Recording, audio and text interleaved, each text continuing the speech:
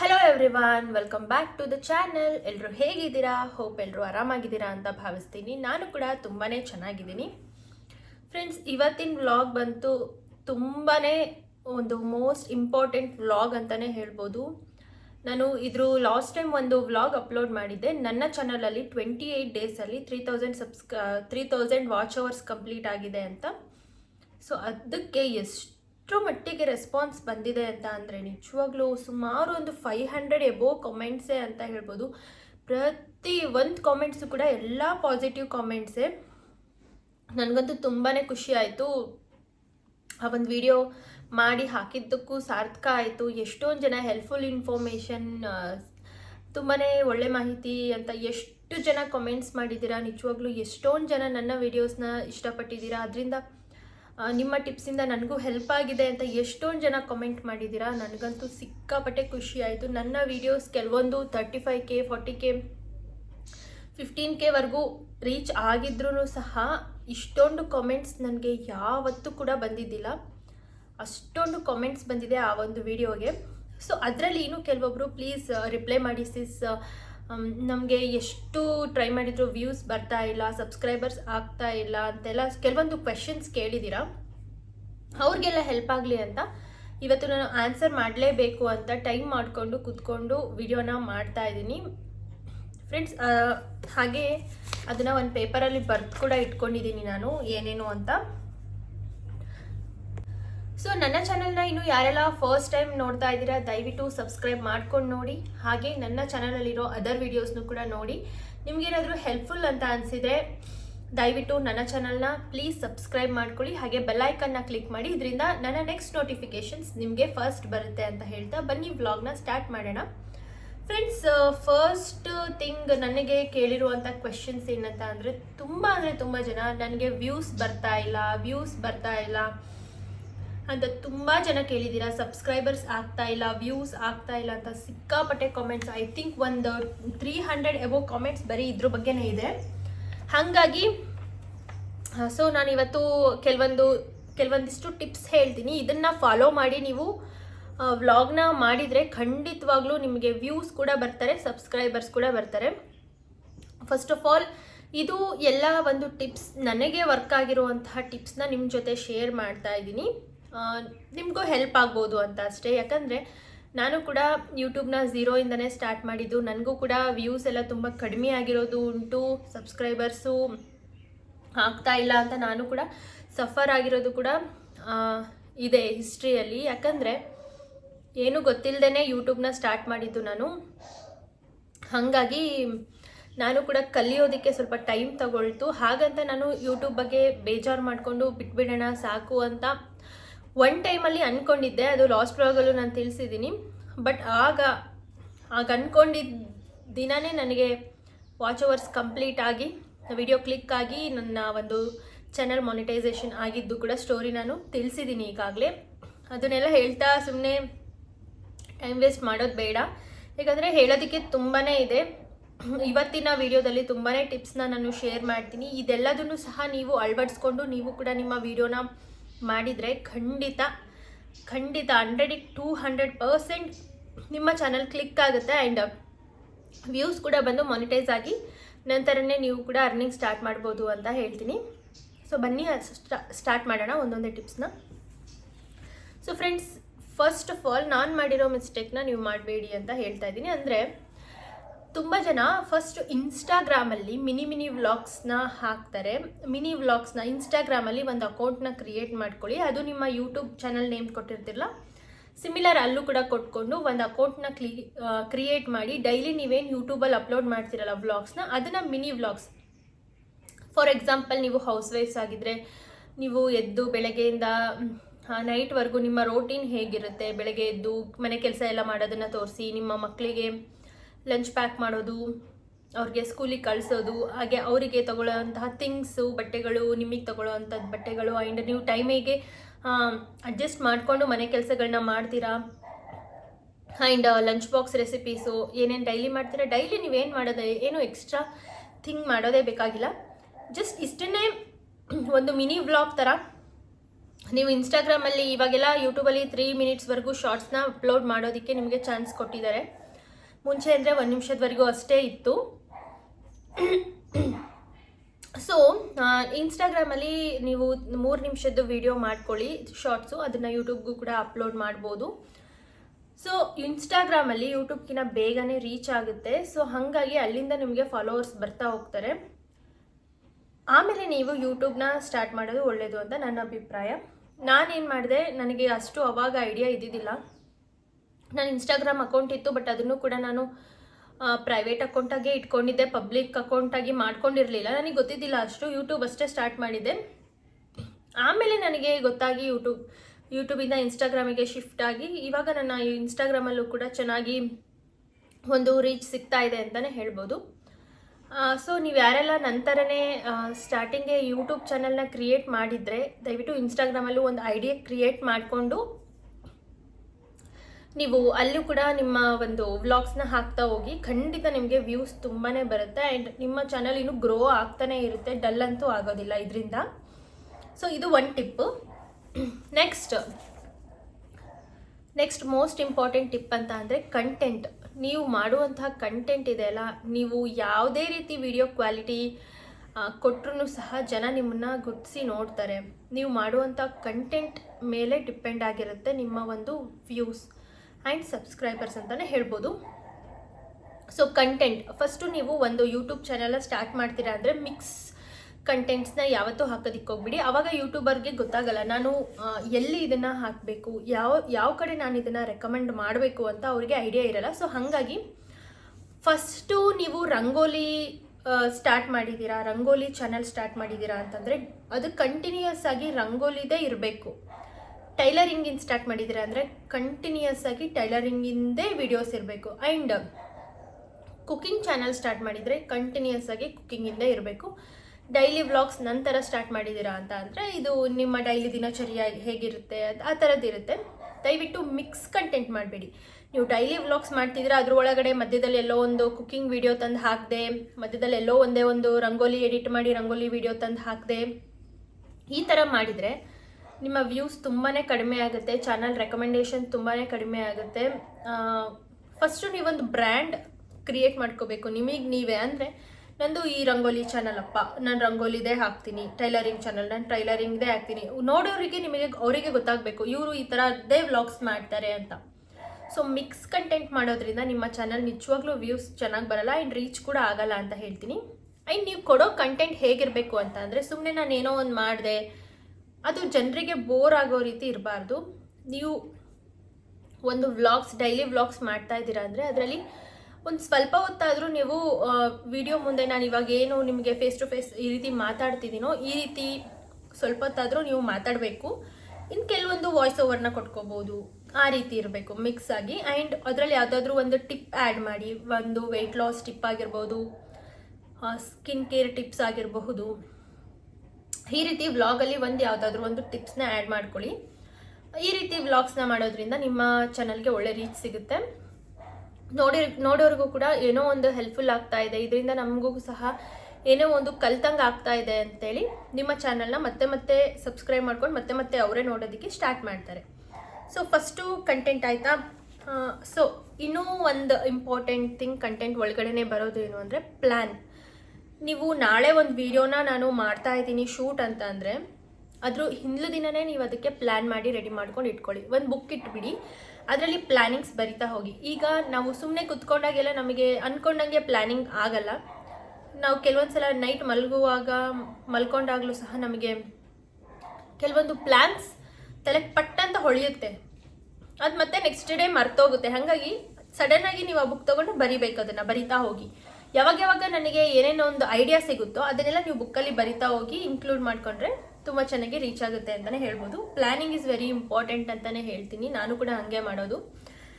And video high ಕ್ವಾಲಿಟಿಗೆ ಏನು ಮಾಡಬೇಕು ಅಂತ ಕೇಳ್ತಾ ಇದ್ದೀರಾ. ಸೊ ನಾನು ಈಗ ನನ್ನ ಐಫೋನಲ್ಲಿ ಶೂಟ್ ಮಾಡ್ತಾ ಇರ್ಬೋದು, ಬಟ್ ನಾನು ಮುಂಚೆ ನನ್ನ ಹಳೆ ಮೊಬೈಲಲ್ಲೇ ಶೂಟ್ ಮಾಡ್ತಾ ಇದ್ದಿದ್ದು OnePlus ಮೊಬೈಲಲ್ಲಿ. ಅಷ್ಟೊಂದೇನು ಕ್ಲಾರಿಟಿ ಇದ್ದಿದ್ದಿಲ್ಲ, ಬಟ್ ಅಷ್ಟೊಂದೇನು ಕ್ಯಾಮ್ರಾ ತುಂಬ ಡಲ್ ಅಂತಲೂ ಏನು ಹೇಳೋಕ್ಕಾಗಲ್ಲ, ಚೆನ್ನಾಗೇ ಇತ್ತು ಒಂದು ಮೀಡಿಯಮಲ್ಲಿ. ಸೊ ನೀವೇನು ಮಾಡಬೇಕು ವಿಡಿಯೋ ಕ್ವಾಲಿಟಿ ಬರಬೇಕು ಅಂತ ಅಂದರೆ ಒಂದು ರಿಂಗ್ ಲೈಟ್ನ ಯೂಸ್ ಮಾಡಬೇಕಾಗುತ್ತೆ. ಸಿಗುತ್ತೆ ಫ್ಲಿಪ್ಕಾರ್ಟಲ್ಲಿ, ಅಮೆಝಾನಲ್ಲೆಲ್ಲ ನಿಮಗೆ ಸಿಗುತ್ತೆ. ನಾನು ತರಿಸ್ಕೊಂಡಿದ್ದೀನಿ ಅಮೆಝಾನ್ ಬ್ರ್ಯಾಂಡಿಂದ ಅನ್ಕೊತೀನಿ. ರಿಂಗ್ ಲೈಟ್ ಜಸ್ಟ್ 500 ರುಪೀಸ್ಗೆ ಅಮೆಝಾನ್ ಗ್ರೇಟ್ ಇಂಡಿಯನ್ ಫೆಸ್ಟಿವಲ್ ಸೇಲಲ್ಲಿ ತರಿಸ್ಕೊಂಡಿದ್ದೆ. ಜಸ್ಟ್ 500 ರುಪೀಸ್ಗೆ ಟ್ರೈಪಾಡ್ ಪ್ಲಸ್ ರಿಂಗ್ ಲೈಟ್ ಎರಡೂ ಬಂದಿದೆ, ಅದರಲ್ಲೇ ಅಟ್ಯಾಚ್ ಆಗಿರೋ ಅಂಥದ್ದು. ಒಂದು ಚಿಕ್ಕದೇ ಆಗಲಿ ನೀವು ರಿಂಗ್ ಲೈಟ್ನ ಯೂಸ್ ಮಾಡೋದ್ರಿಂದ ನಿಮ್ಮ ಒಂದು ಸುತ್ತಮುತ್ತ ಎಷ್ಟು ಕವರ್ ಆಗಬೇಕೋ ಏರಿಯಾ ಅಷ್ಟು ತುಂಬಾ ಬ್ರೈಟಾಗಿ ಕಾಣುತ್ತೆ, ತುಂಬಾ ಚೆನ್ನಾಗಿ ಕಾಣುತ್ತೆ ಅಂತಲೇ ಹೇಳ್ಬೋದು. ಹಾಗೆ ಇವಾಗ ನೋಡಿ ನಾನು ಯಾವುದೇ ರೀತಿ ರಿಂಗ್ ಲೈಟ್ಸ್ನ ಯೂಸ್ ಮಾಡಿಲ್ಲ. ಹೊರಗಡೆ ಬೆಳಕೆ ಬೇಕಾದಷ್ಟಿದೆ, ಕಿಟಕಿ ಡೋರ್ ಹತ್ರನೇ ನಾನು ಕುತ್ಕೊಂಡು ವೀಡಿಯೋ ಮಾಡ್ತಾ ಇದ್ದೀನಿ. ಈ ಥರ ಔಟ್ಡೋರ್ ಎಲ್ಲ ಮಾಡುವಾಗ ನಿಮಗೇನು ಅವಶ್ಯಕತೆ ಇಲ್ಲ. ಇಂಡೋರ್ ವೀಡಿಯೋ ಮಾಡ್ತಾ ಇದ್ದೀರಾ ಅಂದರೆ ನೀವು ರಿಂಗ್ ಲೈಟ್ನ ಯೂಸ್ ಮಾಡೋದು ತುಂಬಾ ಒಳ್ಳೆಯದು. ಮತ್ತು ಇನ್ನೊಂದೇನಪ್ಪ ಅಂತಂದರೆ ತುಂಬ ಜನ ಮುಜುಗರ ಪಟ್ಕೊಳ್ತಾ ಇರ್ತೀರ ವಿಡಿಯೋ ಕ್ಯಾಮ್ರಾ ಮುಂದ್ಗಡೆ ಮಾತಾಡೋದಕ್ಕೆ. ನಾನು ಕೂಡ ಅಷ್ಟೇ ತುಂಬಾ ಮುಜುಗರ ಪಟ್ಕೊಂಡಿದ್ದೀನಿ. ನಾನು ಎಲ್ಲಿವರೆಗೂ ಮುಜುಗರ ಪಟ್ಕೊಂಡಿದ್ದೀನಿ ಅಂದರೆ ನನ್ನ ಚಾನಲ್ ವ್ಯೂಸ್ ಬರ್ತಾ ಇಲ್ಲ, ಮಾನಿಟೈಸೇಷನ್ ಆಗುತ್ತೋ ಇಲ್ಲೋ, ನಾನು ಯೂಟ್ಯೂಬ್ ಚಾನಲ್ ಸ್ಟಾರ್ಟ್ ಮಾಡೋದು ಮಾಡಿಬಿಟ್ಟಿದ್ದೀನಿ. ಒಂದು ಪುಟ್ಟ ಹಳ್ಳಿಯಲ್ಲಿ ಇದ್ಕೊಂಡು ನಾನು ಯೂಟ್ಯೂಬ್ ಚಾನಲ್ನ ಸ್ಟಾರ್ಟ್ ಮಾಡಿದ್ದೀನಿ. ಇಲ್ಲಿ ನನ್ನ ಹಳ್ಳಿಯ ಸುತ್ತಮುತ್ತ ಯಾರೂ ಕೂಡ ವ್ಲಾಗರ್ಸ್ ಇಲ್ಲ, ನಾನು ಒಬ್ಬಳೇ ಇರೋದು. ಯಾರು ಮಾಡಲಿಲ್ಲ ಸಿಮೆಗುಲೋದು ಇವಳು ಮಾಡ್ತಾ ಇದ್ದಾಳಲ್ಲ ಅಂತ ತುಂಬ ಜನ ಅಂದ್ಕೊಂಡಿರ್ತಾರೆ. ಹಾಗಾಗಿ ನಾನು ಕ್ಯಾಮ್ರಾ ಮುಂದೆ ಮಾತಾಡುವಾಗ ನೋಡಿ ನಗೋರೆ ಜಾಸ್ತಿ ಏನೋ ಅಂತ ನನ್ನ ಮನಸ್ಸಲ್ಲಿ ಅಂದ್ಕೊಂಡು ತುಂಬಾ ವೀಡಿಯೋಸ್ಗೆ ನಾನು ಈ ರೀತಿ ಮಾತಾಡಿಲ್ಲ. ಇನಿಷಿಯಲ್ ಡೇಸಲ್ಲಿ ಎಲ್ಲ ವಾಯ್ಸ್ ಓವರೇ ಕೊಟ್ಟಿರೋದು.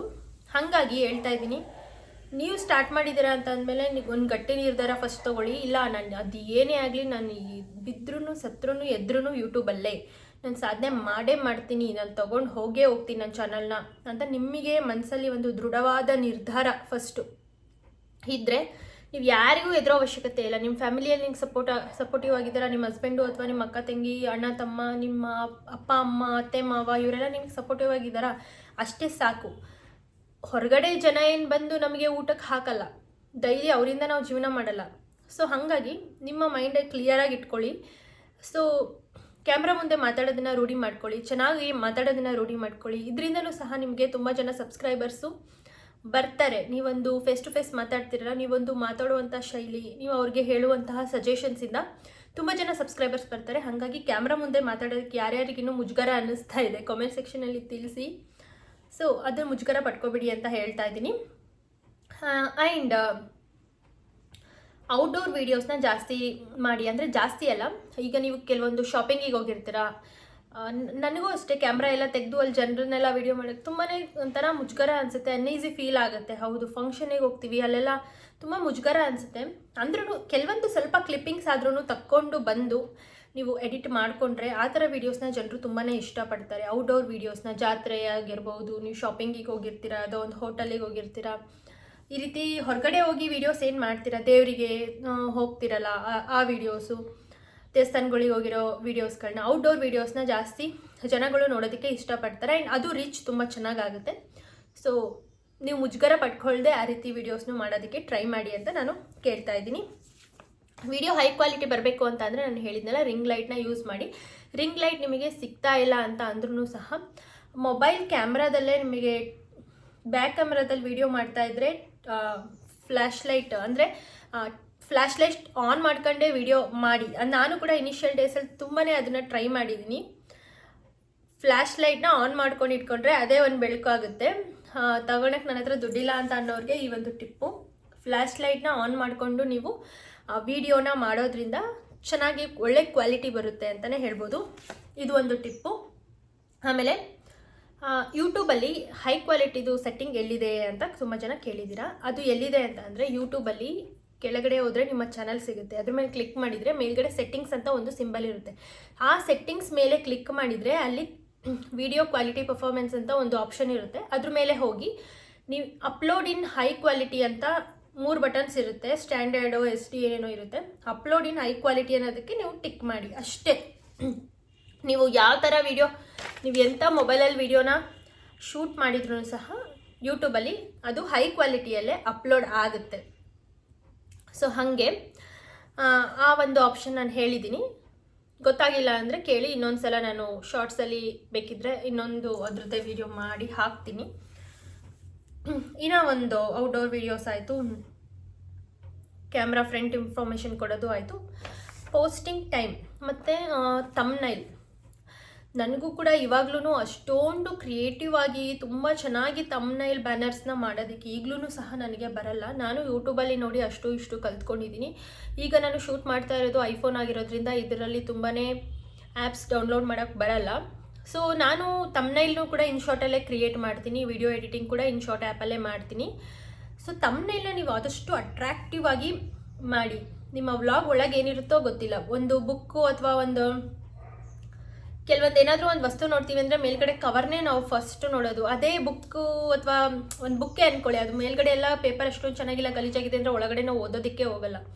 ಹಾಗೆ ಹೊರಗಡೆ ಚೆನ್ನಾಗಿ ಕಾಣಿಸಿದ್ರೆ ಒಳಗಡೆ ಏನೋ ಇದೆ ಕಂಟೆಂಟ್ ಅಂತ ಜನರು ತಮ್ನೈಲ್ ನೋಡಿ ಅಟ್ರಾಕ್ಟ್ ಆಗಿ ಬರ್ತಾರೆ. ಹಾಗಾಗಿ ನಿಮ್ಮ ತಮ್ನೈಲ್ ಅನ್ನೋದು ತುಂಬಾ ಚೆನ್ನಾಗಿರಲಿ, ಅಟ್ರಾಕ್ಟಿವ್ ಆಗಿರಲಿ. ಅದ್ರ ಮೇಲೆ ಬರೆಯೋಂಥ ವರ್ಡ್ಸು ಇಂಟ್ರೆಸ್ಟಿಂಗ್ ಆಗಿರಬೇಕು, ನಿಮ್ಮ ವ್ಲಾಗಲ್ಲಿ ಇನ್ಕ್ಲೂಡ್ ಆಗಿರಬೇಕು ಮತ್ತು ಇಂಟ್ರೆಸ್ಟಿಂಗ್ ಆಗಿರಬೇಕು. ಜನರಿಗೆ ಏನೋ ಒಂದು ಆಶ್ಚರ್ಯ, ಇದರಲ್ಲಿ ಏನೋ ಇದೆ ಅದು ಕ್ಲಿಕ್ ಮಾಡಿ ನೋಡೋ ರೀತಿ ಇರಬೇಕು. ಮತ್ತು ಕೆಳಗಡೆ ನೀವು ಬರೆಯೋಂಥ ಟೈಟಲ್ ಕೂಡ ಅಷ್ಟೇ ಜನರಿಗೆ ಅಟ್ರಾಕ್ಟ್ ಆಗೋ ರೀತಿ ಇರಬೇಕು.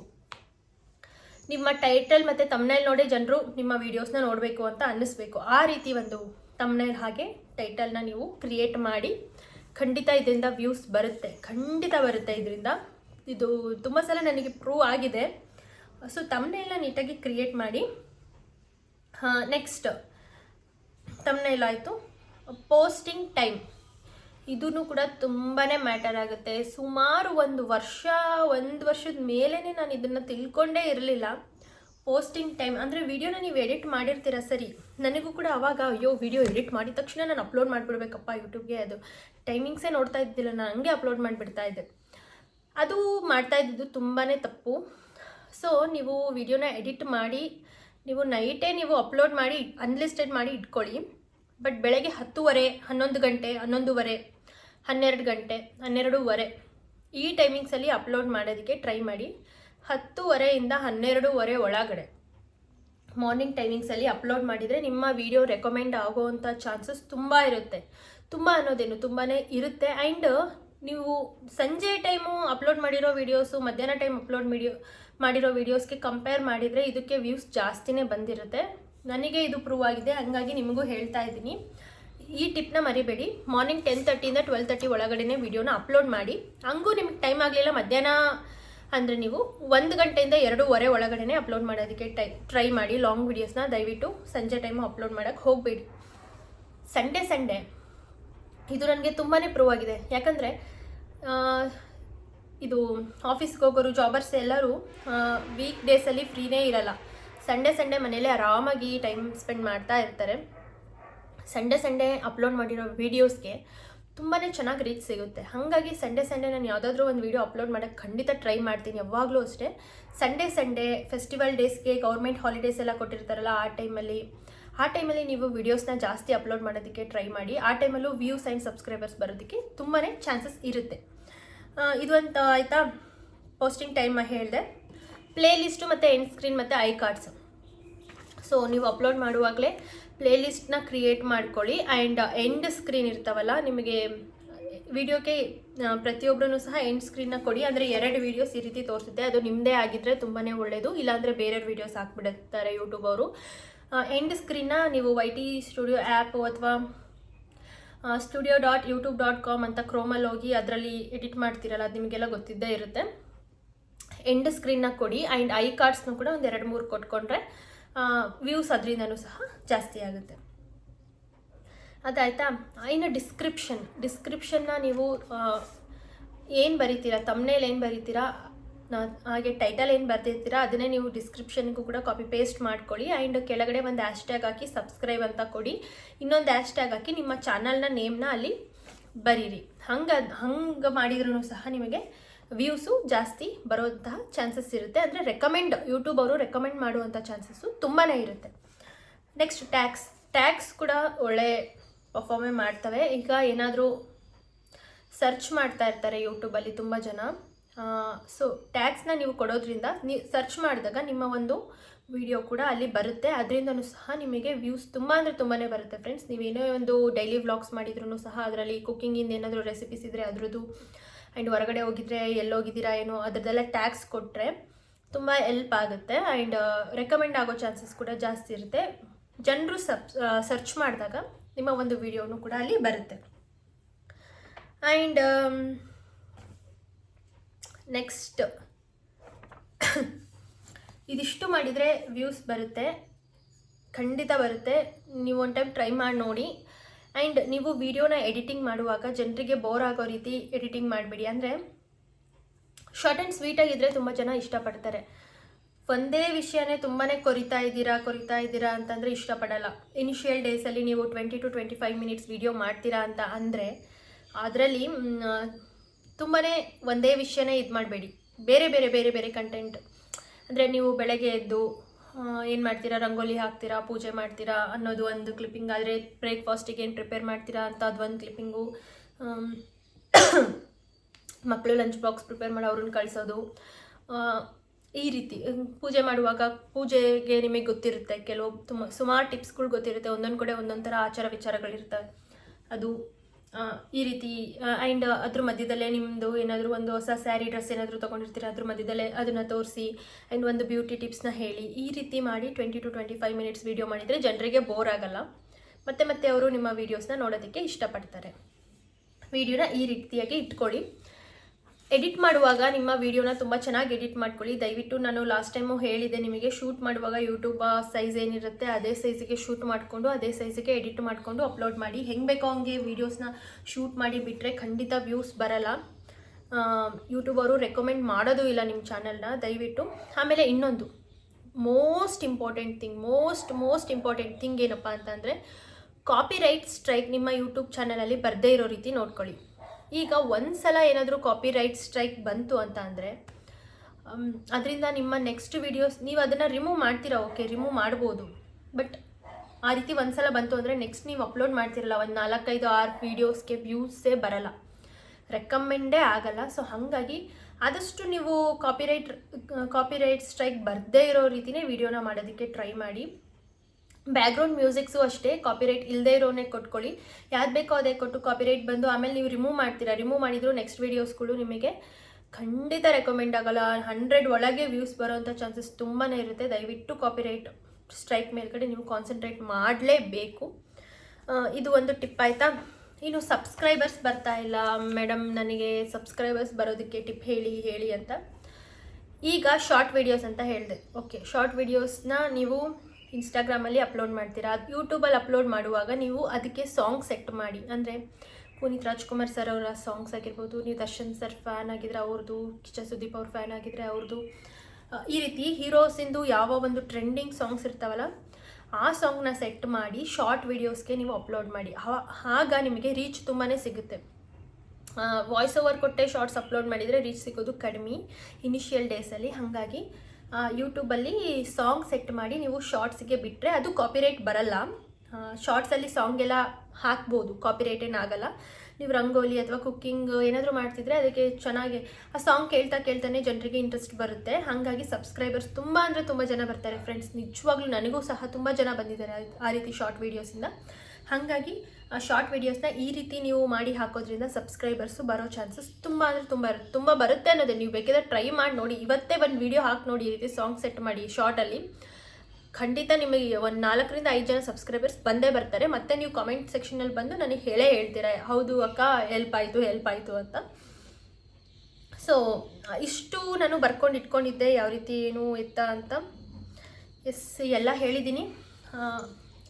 ಇನ್ನೂ ಒಂದು ಮೋಸ್ಟ್ ಇಂಪಾರ್ಟೆಂಟ್ ಥಿಂಗ್ ಏನು ಹೇಳಬೇಕು ಅಂದರೆ, ನನಗೆ ತುಂಬಾ ಜನ ಕಮೆಂಟ್ ಮಾಡಿದ್ದೀರಾ, ತುಂಬ ಬೇಜಾರಾಗ್ತಾ ಇದೆ ಅಕ್ಕ, ನನಗೆ ವ್ಯೂಸೇ ಬರ್ತಾ ಇಲ್ಲ, ಎಷ್ಟು ಚೆನ್ನಾಗಿ ವಿಡಿಯೋಸ್ ಮಾಡಿದ್ರು ವ್ಯೂಸ್ ಬರ್ತಾ ಇಲ್ಲ, ಚಾನಲ್ ಗ್ರೋನೇ ಆಗ್ತಾ ಇಲ್ಲ, ಬಿಟ್ಬಿಡೋಣ ಅನ್ನಿಸ್ತಾ ಇದೆ, ತುಂಬ ಡಿಪ್ರೆಷನ್ ಅನ್ನಿಸ್ತಾ ಇದೆ ಅಂತ. ನನಗೂ ತುಂಬಾ ಅನಿಸಿದೆ ಫ್ರೆಂಡ್ಸ್, ನಿಜವಾಗ್ಲೂ ಸಿಕ್ಕಾಪಟ್ಟೆ ಅನಿಸಿದೆ. ಡಿಪ್ರೆಷನಿಗೆ ಹೋಗೋವಷ್ಟು ನನಗೆ ಫೀಲ್ ಆಗಿದೆ. ಆದ್ರೂ ಇದು ಒಂದೇ ನನಗೆ ಜೀವನ ಅಲ್ವಲ್ಲ, ಯೂಟ್ಯೂಬ್ ಒಂದೇ ನನಗೆ ಜೀವನ ಅಲ್ವಲ್ಲ. ಬೇರೆ ನಾನು ಓದಿದ್ದೀನಿ, ನಾನು ಜಾಬ್ ಮಾಡ್ಬೋದು, ಅದರಿಂದನೂ ಅರ್ನ್ ಮಾಡ್ಬೋದು ಅಂತ ನನಗೆ ನಾನೇ ಮೋಟಿವೇಶನ್ ತುಂಬ ಸಲ ಮಾಡ್ಕೊಂಡಿದ್ದೀನಿ. ಅಂದ್ರೂ ಸಹ 4 ಜನಗಳ ಮುಂದೆ ನಮ್ಮ ಒಂದು ಈ ಪ್ರೆಸ್ಟೀಜು, ಈ ಚಿಕ್ಕ ವಯಸ್ಸಿಂದನೂ ನಾನು ಯಾವುದೇ ಒಂದು ಬೆರಳಿಟ್ಟು ತೋರಿಸೋವಂಥ ಕೆಲಸಗಳು ಯಾವತ್ತೂ ಮಾಡ್ಕೊಂಡಿಲ್ಲ. ಯೂಟ್ಯೂಬು ಅನ್ನೋದು ಕೆಟ್ಟದ್ದಲ್ಲ ಅನ್ನೋದು ತುಂಬ ಚೆನ್ನಾಗಿ ಗೊತ್ತಿದೆ. ಬಟ್ ತುಂಬ ಜನ ಹಳ್ಳಿಗಳಲ್ಲಿ ಅದನ್ನು ತಿಳ್ಕೊಳ್ಳೋದೇ ಬೇರೆ ರೀತಿ. ಬೇಕಂತಲೇ ಒಳ್ಳೇದು ಅಂತ ಗೊತ್ತಿದ್ರು ಚುಚ್ಚು ಮಾತಾಡೋ ಅಂಥ ಜನಗಳು ತುಂಬಾ ಇರ್ತಾರೆ. ಏನಮ್ಮ ಏನಾಯಿತು ನಿನ್ನ ಯೂಟ್ಯೂಬು ಹಂಗೆ ಹಿಂಗೆ ಅಂತ. ಮಾನಿಟೈಸೇಷನ್ ಏನಾದರೂ ಆಗಿಲ್ಲ ಅಂದಿದ್ರೆ ತುಂಬಾ ಇನ್ನೂ ನಾನು ಅದ್ರ ಬಗ್ಗೆ ಚಿಂತೆ ಮಾಡ್ತಿದ್ನೋ ಏನೋ ಗೊತ್ತಿಲ್ಲ. ಸದ್ಯ ಗಾಡ್ ಗ್ರೇಸ್ ಅಂತಲೇ ಹೇಳ್ಬೋದು. ಆ್ಯಂಡ್ ನನ್ನ ಹಾರ್ಡ್ ವರ್ಕ್ ಆ್ಯಂಡ್ ಎಫರ್ಟ್, ದೇವರು ಒಂದು ಆಶೀರ್ವಾದ ಇರೋದ್ರಿಂದ ನನ್ನ ಚಾನಲ್ ಮಾನಿಟೈಸೇಷನ್ ಆಗಿ ಚೆನ್ನಾಗಾಗಿ ಅರ್ನಿಂಗ್ಸ್ ಕೂಡ ಸ್ಟಾರ್ಟ್ ಆಯಿತು. ಸೊ ಇವಾಗ ನನಗೇನು ಆ ಒಂದು ಫ್ರಸ್ಟ್ರೇಷನ್ ಬರಲ್ಲ. ಯಾಕಂದರೆ ನಾನು ಅಂದ್ಕೊಂಡಿದ್ದೆ ನಾನು ಅಟ್ಲೀಸ್ಟ್ ನಾನು ಒಂದು ಪೇಮೆಂಟ್ ಆದರೂ ನಾನು ಯೂಟ್ಯೂಬಿಂದ ತೊಗೊಳ್ಳೇಬೇಕು. ಅದಾದಮೇಲೆ ನೋಡ್ಕೊಳ್ಳೋಣ, ಬಿಡೋದು ಇನ್ನೊಂದೋ ಅದಾದಮೇಲೆ ನೋಡ್ಕೊಳ್ಳೋಣ. ಒಂದು ಪೇಮೆಂಟ್ ಅಂತೂ ತೊಗೊಳ್ಳೇಬೇಕು. ಯಾಕಂದರೆ ಯೂಟ್ಯೂಬಿಗೋಸ್ಕರ ನಾನು ಕೆಲವೊಂದು ದುಡ್ಡನ್ನ ಖರ್ಚು ಮಾಡಿದ್ದೀನಿ. ಸೊ ಅದನ್ನು ನಾನು ರಿಟರ್ನ್ ಪಡೀಲೇಬೇಕು. ಇಲ್ಲ ಅಂದರೆ ಸುಮ್ಮನೆ ನಾನು ದುಡ್ಡು ಖರ್ಚು ಮಾಡಿದ್ದೀನಿ, ನಾನು ಟೈಮ್ ವೇಸ್ಟ್ ಮಾಡಿದ್ದೀನಿ ಅಂತ ನನಗೆ ಅನಿಸ್ಬಾರ್ದು ಅಂತ ನಾನು ಮೈಂಡಲ್ಲಿ ಅಂದ್ಕೊಂಡಿದ್ದೆ. ಯಾಕಂದರೆ ನನಗೆ ನನ್ನ ದುಡ್ಡು ಖರ್ಚು ಮಾಡಿದ್ದೀನಿ ಅನ್ನೋದಕ್ಕೆ ನನ್ನ ಹಸ್ಬೆಂಡಿದು ನಮ್ಮ ಅಪ್ಪ ಅಮ್ಮಂದು ಖರ್ಚು ಮಾಡಿಬಿಟ್ಟಿದ್ದೀನಿ.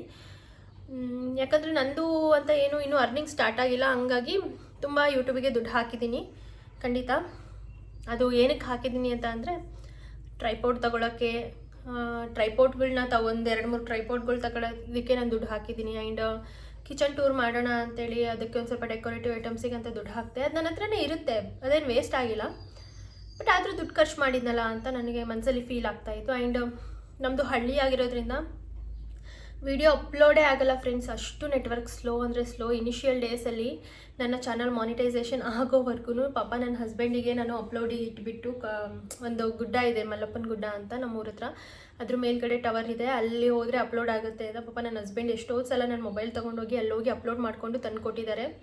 ಅಷ್ಟು ಸಪೋರ್ಟ್ ಮಾಡಿದ್ದಾರೆ ಅಂತಲೇ ಹೇಳ್ಬೋದು. ಆ್ಯಂಡ್ ನಮ್ಮ ಮಮ್ಮಿನೂ ಅಷ್ಟೇ, ಅವರು ಗೌರ್ಮೆಂಟ್ ಸ್ಕೂಲ್ ಟೀಚರ್ ಇದ್ದಾರೆ. ಅವರು ಮಕ್ಕಳ ಹತ್ರ ಎಲ್ಲ ಸಬ್ಸ್ಕ್ರೈಬ್ ಮಾಡಿಸಿದ್ದಾರೆ. ಆ್ಯಂಡ್ ಟೀಚರ್ಸು ಅವ್ರ ಮೀಟಿಂಗಿಗೆ ಹೋದಾಗೆಲ್ಲ ಅವ್ರ ಕೊಲೀಗ್ಸ್ ಹತ್ರ ಎಲ್ಲ ಸಬ್ಸ್ಕ್ರೈಬ್ ಮಾಡಿಸಿದ್ದಾರೆ. ನನ್ನ ಮಮ್ಮಿ ಸ್ಟೂಡೆಂಟ್ಸೇ ನನಗೆ ಎಷ್ಟೊಂದು ಜನ ಹೆಲ್ಪ್ ಮಾಡಿದ್ದಾರೆ ಅಂತಲೇ ಹೇಳ್ಬೋದು. ಬಟ್ ಮಾಡಿಸ್ತಾರೆ ಅಂದರೆ ಬರೀ ಅದನ್ನೇ ಅಂದ್ಕೊಳ್ತಾ ಇರೋಕ್ಕಾಗಲ್ಲ. ನಮಗೆ ಓನ್ ಸಬ್ಸ್ಕ್ರೈಬರ್ಸ್ ಕೂಡ ತುಂಬ ಇಂಪಾರ್ಟೆಂಟ್. ಎಷ್ಟೇ ಸಬ್ಸ್ಕ್ರೈಬ್ ಮಾಡಿಸಿದ್ರು ಅಂದ್ರೂ ಒಂದು 200 ಮೆಂಬರ್ಸ್ ಮಾಡಿಸ್ಬೋದಾ, 100 ಮೆಂಬರ್ಸ್ನ ಮಾಡಿಸ್ಬೋದಾ? ಅದಕ್ಕಿಂತ ಮೇಲೆ ಆಗಲ್ವಲ್ಲ. ಇನ್ನು ಎಷ್ಟಂತ ಹೋಗಿ ಮಾಡೋಕ್ಕಾಗುತ್ತೆ? ನಮಗೆ ಓನ್ ಸಬ್ಸ್ಕ್ರೈಬರ್ಸ್ ಬರಬೇಕು. ಹಾಗಾಗಿ ಇತ್ತೀಚೆಗೆ ಯಾರು ಏನು ಹೇಳಿ ಸಬ್ಸ್ಕ್ರೈಬ್ ಮಾಡಿಸ್ತಾ ಇಲ್ಲ, ಎಲ್ಲ ಬರ್ತಾ ಇರೋರೆಲ್ಲ ನನಗೆ ಓನ್ ಸಬ್ಸ್ಕ್ರೈಬರ್ಸ್ ಅಂತಲೇ ಹೇಳ್ಬೋದು. ಮತ್ತು ಇನ್ನೊಂದು ಡೌಟ್ ಯಾರೋ ಕೇಳಿದರು, ಅಕ್ಕ ಒಂದು ಮೊಬೈಲಿಂದ ಒಂದೇ ವಿಡಿಯೋನ ನಾವು ಪದೇ ಒಂದು 5-6 ಸಲ ನೋಡಿದ್ವಿ ಅಂದರೆ ವಾಚ್ ಅವರ್ಸ್ ಕೌಂಟ್ ಆಗುತ್ತಾ ಅಂತ? ಖಂಡಿತ ಇಲ್ಲ. ಒಂದು ಮೊಬೈಲಲ್ಲಿ ನೀವು ವಿಡಿಯೋನ ಒಂದು ಸಲ ಸ್ಕಿಪ್ ಮಾಡದೆ ನೋಡಿದ್ರಿ ಅಂದರೆ ಅದು ಎಷ್ಟು ಇರುತ್ತೆ ಅಷ್ಟೇ ವಾಚ್ ಅವರ್ಸ್ ನಿಮಗೆ ಕೌಂಟ್ ಆಗೋದು. ಫಾರ್ ಎಕ್ಸಾಂಪಲ್, ಇನ್ನೂ ಒಂದು ಡೌಟ್ ಕೇಳಿದರೆ, ಅಕ್ಕ 15 ನಿಮಿಷದ ವಿಡಿಯೋನ ಎಷ್ಟು ಸಲ ನೋಡಿದರೆ ಒಂದು ವಾಚ್ ಅವರ್ ಆಗುತ್ತೆ ಅಂತ? ಸಿಂಪಲ್ ಫ್ರೆಂಡ್ಸ್, 1 ವಾಚ್ ಅವರ್ ಅಂತ ಅಂದರೆ 60 ಮಿನಿಟ್ಸ್, 1 ಗಂಟೆ ಅಂತ ಅರ್ಥ. ಆ ಥರದ್ದು ನೀವು 3000 ವಾಚ್ ಅವರ್ಸ್ ಕಂಪ್ಲೀಟ್ ಮಾಡಬೇಕು ನಿಮ್ಮ ಚಾನಲ್ ಮಾನಿಟೈಸೇಷನ್ ಆಗಬೇಕು ಅಂದರೆ. ಸೊ ಹಾಗೆ 1 ವಾಚ್ ಅವರ್ನ 15 ನಿಮಿಷದ ವೀಡಿಯೋನ 4 ಜನ ಸ್ಕಿಪ್ ಮಾಡಲಿಲ್ದಂಗೆ ಕಂಟಿನ್ಯೂಸ್ ಆಗಿ ನೋಡಿದ್ರು ಅಂದರೆ ನಿಮಗೆ ಒಂದೇ ವಾಚ್ ಅವರ್ ಬರೋದು. 3000 ವಾಚ್ ಅವರ್ ಅನ್ನೋದು ಸಾಮಾನ್ಯದ ಮಾತೇ ಅಲ್ಲ ಫ್ರೆಂಡ್ಸ್. ಹ್ಯೂಜ್ ಅಂದರೆ ಹ್ಯೂಜ್ ಇದು. ಆ್ಯಂಡ್ ಇನಿಷಿಯಲ್ ಡೇಸಲ್ಲಿ ನಾನು 4 ಜನ ನೋಡಿದರೆ 1 ವಾಚ್ ಅವರ್ ಕೊಡ್ತಾರೆ ಅಂತ. ಆದರೆ ಯೂಟ್ಯೂಬರ್ ಹಂಗೆ ಕೊಡೋದೇ ಇಲ್ಲ. ಎಷ್ಟು ಜನ ಸ್ಕಿಪ್ ಮಾಡಿ ನೋಡಿರ್ತಾರೋ ಏನೋ, ವ್ಯೂಸ್ ನಿಮಗೆ ಬಂದಿರುತ್ತೆ, ವಾಚ್ ಅವರ್ಸ್ ಅಷ್ಟು ಬರೋದಿಲ್ಲ. ತುಂಬ ಜನ ಸ್ಕಿಪ್ ಮಾಡಿ ನೋಡಿರ್ತಾರೆ, ವಾಚ್ ಅವರ್ಸ್ ತುಂಬ ಕಡಿಮೆನೇ ಕೊಡ್ತಾ ಇರ್ತಾರೆ ಅಂತಲೇ ಹೇಳ್ಬೋದು. ವಾಚ್ ಅವರ್ಸ್ ನಿಮಗೆ 1 ಟೈಮ್ ಕಂಪ್ಲೀಟ್ ಆಯಿತು ಅಂದರೆ ನಿಮಗೆ ವಾಚ್ ಅವರ್ಸ್ದು ಲೆಕ್ಕನೇ ಬರಲ್ಲ. ನೆಕ್ಸ್ಟ್ ಬರೋದೇ earnings, dollar, views, ads important ಆಗುತ್ತೆ ಅಷ್ಟೇ. ವಾಚ್ ಅವರ್ ಆಮೇಲೆ ಇಂಪಾರ್ಟೆಂಟೇ ಆಗಲ್ಲ. ಸೊ ನನ್ನ ಚಾನಲಲ್ಲಿ ನೀವು ನೋಡ್ಬೋದು 28 ಡೇಸಲ್ಲೇ 3000 ವಾಚ್ ಅವರ್, 3.1K ಆಗಿದೆ ಇವತ್ತು already. 3100 watch hours plus 500 subscribers complete ಆಗಿದೆ 28 ಡೇಸಲ್ಲಿ. ಮಾನಿಟೈಸೇಷನ್ ಆಗೇ ಹೋಗುತ್ತೆ 28 ಡೇಸಲ್ಲಿ, ಬೇರೆ ಚಾನಲಲ್ಲಿ ಏನಾದರೂ ಈ ಥರ ಆದರೆ. ಸೊ ಹಾಗೆ ದೇವರು ಯಾವಾಗ ಏನು ಕೊಡಬೇಕು ಅಂತ ಅವನಿಗೆ ಗೊತ್ತಿರುತ್ತೆ. ತುಂಬ ಜನ ತುಂಬ ಬೇಗನೆ ಯೂಟ್ಯೂಬಲ್ಲಿ ಸಕ್ಸಸ್ ಕಾಣ್ತಾರೆ, ತುಂಬ ಜನ ಲೇಟಾಗಿ ಕಾಣ್ತಾರೆ. ಯಾಕಂದರೆ ಅವರ ಒಂದು ಫೇಸ್ ಮುಂಚೆಯಿಂದಲೂ ಗೊತ್ತಿತ್ತು, ಹೀರೋಯಿನ್ಸು ಅಂತ ಅಂದರೆ ಅವ್ರ ವೀಡಿಯೋಸ್ನ ಜನರು ಬೇಗ ನೋಡ್ತಾರೆ. ನಮ್ಮ ಥರ ಇದೊಂದು ಹೇಗೆ ಗೊತ್ತಾಗುತ್ತೆ ಹೇಳಿ? ಸೊ ನಮ್ಮ ಚಾನಲ್ನ ನಾವೇ ಗ್ರೋತ್ ಮಾಡ್ಕೋಬೇಕು, ನಾವೇ ಅದಕ್ಕೆ ಎಲ್ಲ ಅಂತಲೇ ಹೇಳ್ಬೋದು. ಸೊ ನಮ್ಮ ಮೇಲೆ ಡಿಪೆಂಡ್ ಆಗಿರುತ್ತೆ ಯಾವ ರೀತಿ ನಾವು ಬೆಳೆಸ್ಕೊಳ್ತೀವಿ, ಉಳಿಸ್ಕೊಳ್ತೀವಿ ಅಂತ. ಸೊ ದಯವಿಟ್ಟು ಯಾರೆಲ್ಲ ಡಿಮೋಟಿವೇಟ್ ಆಗಿದ್ದೀರಾ, ದಯವಿಟ್ಟು ಹೋಪ್ ಕಳ್ಕೊಬೇಡಿ. ನಿಜವಾಗ್ಲೂ ಯೂಟ್ಯೂಬರು ಯಾವಾಗ ನಿಮ್ಮ ಚಾನಲ್ನ ರೆಕಮೆಂಡ್ ಮಾಡ್ತಾರೆ ಅಂತ ನಿಜವಾಗ್ಲೂ ಹೇಳೋಕ್ಕಾಗಲ್ಲ. ಹಾಗಾಗಿ ವೆಯ್ಟ್ ಮಾಡಿ ಕಂಟಿನ್ಯೂಸ್ ಆಗಿ. ಪರವಾಗಿಲ್ಲ, ಓಕೆ 10 ವ್ಯೂಸ್ ಬರುತ್ತಾ, 20 ವ್ಯೂಸ್ ಬರುತ್ತಾ, ಇಟ್ಸ್ ಓಕೆ. ನನ್ನ ಇಷ್ಟಾದರೂ ಜನ ನೋಡ್ತಾ ಇದ್ದಾರಲ್ಲ ಅಂತ ನೀವು ಖುಷಿಪಡಿ. ಹಾಕಿ, ವೀಡಿಯೋಸ್ನ ಹಾಕಿ, ಒಳ್ಳೆ ಒಳ್ಳೆ ಕಂಟೆಂಟ್ಸ್ನ ಕೊಟ್ಟು ವೀಡಿಯೋಸ್ ಹಾಕಿ. ಇನ್ನೂ ಒಂದು ಎಕ್ಸಾಂಪಲ್ ಕೂಡ ನಾನು ಹೇಳಬೇಕು. ತುಂಬಾ ಆಸೆ ಇಟ್ಕೊಂಡು ವ್ಯೂಸ್ ಬರುತ್ತೆ ಅಂತ ವೀಡಿಯೋಸ್ ಮಾಡ್ತೀವಲ್ಲ, ಅದು ಯಾವತ್ತೂ ಕ್ಲಿಕ್ ಆಗಲ್ಲ. ಯಾವುದು ಬೇಕೋ ಬೇಡವೋ ಅನ್ನೋಂಗೆ ಮಾಡಿರ್ತೀವಲ್ಲ ಅದೇ ವಿಡಿಯೋ ಕ್ಲಿಕ್ ಆಗೋದು. ಆ್ಯಂಡ್ ಇನ್ನೊಂದು ಏನಪ್ಪ ಅಂತ ಅಂದರೆ, ನನ್ನ ಚಾನಲಲ್ಲಿ ನಾನು my first hair spa and hair cut video ಅಂತ ಹಾಕಿದ್ದೆ. ಅದನ್ನು ನನ್ನ ಹಸ್ಬೆಂಡ್ ಹತ್ರ ಪಾಪ ಎಷ್ಟೆಲ್ಲ ವೀಡಿಯೋಸ್ ಮಾಡಿಸ್ಕೊಂಡು, ಅಲ್ಲಿ ಪಾರ್ಲರಲ್ಲಿ ಎಷ್ಟೊಂದು ಜನ ಇದ್ರೂ ನಾನು ಹೇರ್ ಕಟ್ ಮಾಡೋದೆಲ್ಲ ವೀಡಿಯೋಸ್ ಮಾಡ್ಕೊಂಡು, ಹೇರ್ ಸ್ಪಾ ಮಾಡೋದೆಲ್ಲ ವೀಡಿಯೋಸ್ ಮಾಡಿಕೊಂಡು, ಆ್ಯಕ್ಚುಲಿ ನಾನು ಹೇರ್ ಸ್ಪಾ ಅಂತವೆಲ್ಲ ಮಾಡಿಸೋದೇ ಇಲ್ಲ. ವ್ಯೂಸ್ ಬರುತ್ತೆ ಅಂತ ದುಡ್ಡು ಖರ್ಚು ಮಾಡಿ ಹೇರ್ ಸ್ಪಾ ಮಾಡಿಸ್ಕೊಂಡು ಅದರಿಂದ ಏನು ವೇಸ್ಟ್ ಆಗಿಲ್ಲ. ನನಗೂ ತುಂಬ ಡ್ಯಾಂಡ್ರಫ್ ಆಗಿತ್ತು. ಬಟ್ ಆದ್ರೂ ನಾನು ಇಷ್ಟಪಡಲ್ಲ. ಹೋಮ್ ರೆಮಿಡೀಸ್ ಏನಾದರೂ ಮಾಡ್ಕೊಂಡು ಕ್ಯೂರ್ ಮಾಡ್ಕೊಳ್ತೀನಿ ಹೊರತು ಪಾರ್ಲರಿಗೆಲ್ಲ ದುಡ್ಡು ಹಾಕೋದಕ್ಕೆ ನಾನು ಇಷ್ಟನೇ ಪಡಲ್ಲ. ಅವತ್ತು ಮಾಡಿಸ್ಕೊಂಡು ಬರ್ತೀನಿ, ವ್ಯೂಸೇ ಬಂದಿಲ್ಲ ಆ ವಿಡಿಯೋಗೆ. ತುಂಬ ಅಂದರೆ ತುಂಬ ಬೇಜಾರಾಗೋಯ್ತು ಫ್ರೆಂಡ್ಸ್. ಅದು ಒಂದು 3 months ಆದಮೇಲೆ ಹೆಂಗೆ ಓಡ್ತು ಅಂದರೆ, ಈಗ ಆಲ್ಮೋಸ್ಟ್ 10K ಆಗಿರ್ಬೋದು ಅದು ವ್ಯೂಸು. ಹಾಗೆ ಚಾನಲ್ ಅವರು ಯಾವಾಗ ನಿಮ್ಮ ಒಂದು ವಿಡಿಯೋಸ್ನ ತೊಗೊಂಡು ಹೋಗ್ತಾರೆ, ರೀಚ್ ಮಾಡ್ತಾರೆ ಅಂತ ಗೊತ್ತಿರಲ್ಲ. 3 months ಆದಮೇಲೆ ಅದಕ್ಕೆ ವ್ಯೂಸ್ ಸ್ಟಾರ್ಟ್ ಆಗಿದೆ. ನಾನು ಎಲ್ಲಿಂದ ಬರ್ತಾ ಇದೆ ಅಂತ ಅನಾಲಿಟಿಕ್ಸ್ ಅಲ್ಲಿ ಹೋಗಿ ನೋಡಿದಾಗ ಗೊತ್ತಾಯಿತು, ಓ ಈ ವಿಡಿಯೋ ಇವಾಗ ರೆಕಮೆಂಡ್ ಆಗಿದೆನಾ ಅಂತ. ನೀವು ಯಾವ ವಿಡಿಯೋಗೆ ಹಾರ್ಡ್ ವರ್ಕ್ ಆ್ಯಂಡ್ ಎಫರ್ಟಿಂದ ಮಾಡಿರ್ತೀರಲ್ಲ, ಅದು ಇವತ್ತಲ್ಲ ಅಂದ್ರೂ ಕೂಡ ಮುಂದೆ ಒಂದಿನ ಖಂಡಿತ ರೀಚ್ ಆಗುತ್ತೆ ಫ್ರೆಂಡ್ಸ್. ದಯವಿಟ್ಟು ಅದಕ್ಕೆ ಬೇಜಾರು ಮಾಡಿಕೊಂಡು ವಿಡಿಯೋನ ಡಿಲೀಟ್ ಮಾಡೋದು ಈ ರೀತಿ ಎಲ್ಲ ಮಾಡೋಕ್ಕೆ ಹೋಗ್ಬಿಡಿ. ನಂದೇ ಒಂದು ಎಕ್ಸಾಂಪಲ್ಲು, ನನ್ನ ಚಾನಲಲ್ಲಿ 2-3 ವಿಡಿಯೋ ಈ ರೀತಿ ಆಗಿದ್ದಾವೆ. ಹಾಗಾಗಿ ಮತ್ತೆ ಮೊನ್ನೆ ಒಂದು ವಿಡಿಯೋ ಮಾಡಿದ್ನಲ್ಲ ನನ್ನ ಚಾನಲಲ್ಲಿ 28 ಡೇಸಲ್ಲಿ ಯಾವ ರೀತಿ ಇದೆಲ್ಲ ಆಗಿದೆ ಅಂತ, ಆ ವಿಡಿಯೋನೂ ಸಹ ಅಷ್ಟೇ ರಾತ್ರಿ ವ್ಯೂಸ್ ರೀಚ್ ಆಗಿರೋದು. 200 ರಿವ್ಯೂಸ್ ಏನೋ ಸ್ಟಾರ್ಟಿಂಗ್ ಬಂದಿತ್ತಷ್ಟೇ ಒಂದು ದಿನದಲ್ಲ. ಅಯ್ಯೋ ಇದು ಬಿದ್ದೋಯ್ತು ಬಿಡು ವಿಡಿಯೋ ಅಂತ ಅಂದ್ಕೊಂಡೆ. ಇಷ್ಟೆಲ್ಲ ಇನ್ಫಾರ್ಮೇಷನ್ ಕೊಡೋಣ ಜನರಿಗೆ ಅಂತ ಮಾಡಿದ್ರು, ಯೂಟ್ಯೂಬರ್ ರೀಚ್ ಮಾಡಿಲ್ಲ ಅಂದ್ಕೊಂಡೆ. ಪಟ್ ಅಂತ ರಾತ್ರಿ ಅದು ರೀಚ್ ಆಗೋದಕ್ಕೆ ಸ್ಟಾರ್ಟ್ ಆಗಿ ಇಷ್ಟೊಂದು ಜನ ಕಾಮೆಂಟ್ಸ್. ಬೆಳಗ್ಗೆ ಎದ್ದು ನೋಡ್ತೀನಿ, ಕಾಮೆಂಟ್ಸಿಗೆ ರಿಪ್ಲೈ ಮಾಡೋಕ್ಕೆ ಆಗ್ತಾಯಿಲ್ಲ, ಅಷ್ಟು ಕಾಮೆಂಟ್ಸು ಫಸ್ಟ್ ಟೈಮ್ ನನ್ನ ವಿಡಿಯೋದಲ್ಲಿ. ಹಾಗಾಗಿ ದಯವಿಟ್ಟು ಯಾರೂ ಹೋಪ್ನ ಕಳ್ಕೊಬೇಡಿ ಅಂತ ಹೇಳ್ತಾ ಇದ್ದೀನಿ. ಸೊ ವಿಡಿಯೋ ತುಂಬಾ ಲೆಂತಿ ಆಯಿತು ಅಂತ ಅನಿಸುತ್ತೆ. ವಿಡಿಯೋನ ಇಲ್ಲಿಗೆ ಎಂಡ್ ಮಾಡ್ತೀನಿ. ಅಕಸ್ಮಾತ್ ಇದರಲ್ಲೂ ನಾನು ಇವತ್ತು ಹೇಳಿರೋದ್ರಲ್ಲೂ ನಿಮಗೇನಾದರೂ ಡೌಟ್ಸ್ ಇದ್ದರೆ ಮತ್ತೆ ಕಾಮೆಂಟ್ ಮಾಡಿ, ಎಲ್ಲರ ಕಾಮೆಂಟ್ಸಿಗೂ ನಾನು ಆನ್ಸರ್ ಮಾಡ್ತೀನಿ. ಮತ್ತೆ ಇನ್ನೊಂದು ವ್ಲಾಗಲ್ಲಿ ನಿಮ್ಮ ಡೌಟ್ಸ್ನ ಕ್ಲಿಯರ್ ಮಾಡ್ತೀನಿ ಅಂತ ಹೇಳ್ತಾ ಈ ವಿಡಿಯೋನ ಇಲ್ಲಿಗೆ ಮುಗಿಸ್ತಾ ಇದ್ದೀನಿ. ಇಷ್ಟೊತ್ತು ಪೇಷನ್ಸಿಂದ ನನ್ನ ಒಂದು ಇನ್ಫಾರ್ಮೇಷನ್ ಕೇಳಿದ್ದಕ್ಕೆ ನಿಮ್ಮೆಲ್ಲರಿಗೂ thank you so much. And video informative ಆಗಿದ್ದರೆ ದಯವಿಟ್ಟು ಕಾಮೆಂಟ್ ಮಾಡಿ, ಒಂದು ಲೈಕ್ ಮಾಡಿ, ಸಬ್ಸ್ಕ್ರೈಬ್ ಮಾಡ್ಕೊಳ್ಳಿ, ಫ್ರೆಂಡ್ಸ್ ಆ್ಯಂಡ್ ಫ್ಯಾಮಿಲಿ ಮೆಂಬರ್ಸ್ ಜೊತೆ ಶೇರ್ ಮಾಡಿ. ಮತ್ತು ಮುಂದಿನ ವ್ಲಾಗಲ್ಲಿ ಸಿಗ್ತೀನಿ. ಅಲ್ಲಿವರೆಗೂ ಬಾಯ್.